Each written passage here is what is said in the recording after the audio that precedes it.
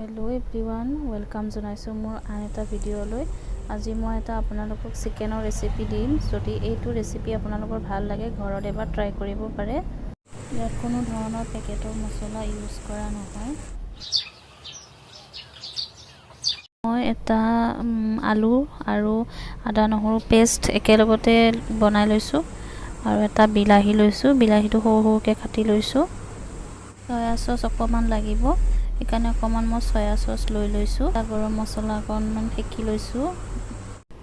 ঘৰতে মাছৰ কাৰ্টুনত অকমান ধনিয়া লগাইছিলো আৰু এটো বৰ ধনিয়া কয়, আপোনালোকৰ সেইফালে বা কি কয় নাজানো। আমাৰ এইফালে কিন্তু বৰ ধনিয়া বুলি কয়। ধনিয়াবোৰ অকমান ফুলিব লৈছে যেহেতু এতিয়া বুঢ়া হ'বলৈ ল'ব।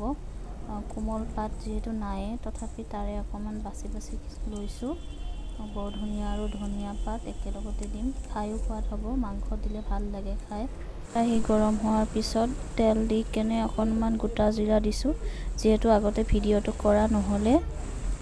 আদা নহৰু দিয়াৰ পিছত এতিয়া আমি দিম বিলাহী দি কেনে অকণমান লৰাই থাকিব। আধা ভজা হোৱাৰ পিছত আপুনি অকণমান সয়া সস দিব।